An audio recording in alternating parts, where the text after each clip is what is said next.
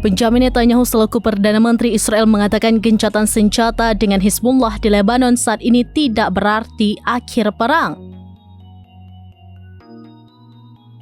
Ia menekankan Israel akan menangani dengan tegas setiap pelanggaran terhadap perjanjian ini. Netanyahu dalam sesi khusus pemerintah yang diadakan di kota Naharia pada Selasa 3 Desember 2024 mengatakan bahwa mereka sekarang berada dalam gencatan senjata. Dia juga menekankan bahwa ini adalah gencatan senjata bukan akhir perang. Tujuannya jelas, yaitu memulihkan populasi dan membangun kembali wilayah utara tinju dan hadapi pelanggaran apapun, berapapun ukurannya.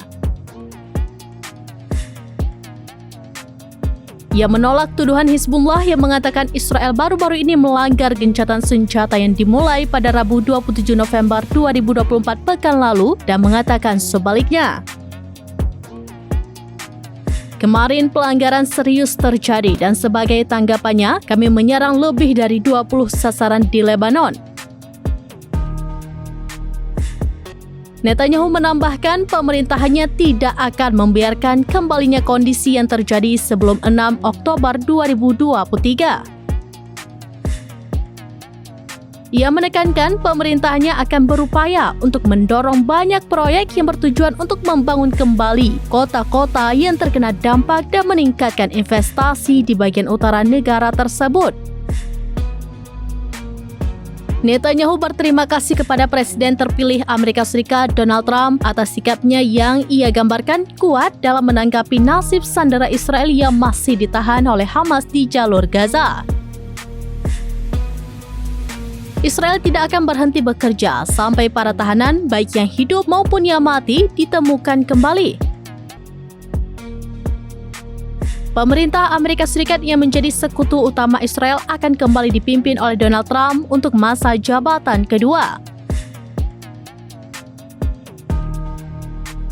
Sebelumnya, Donald Trump mengecam Hamas yang merilis video tentang 33 sandera yang tewas karena serangan udara Israel di jalur Gaza sejak 7 Oktober 2023.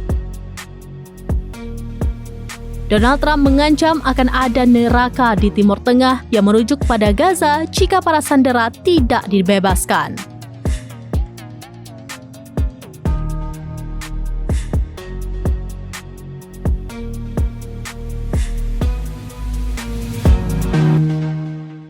Download Tribun X sekarang, menghadirkan lokal menjadi Indonesia.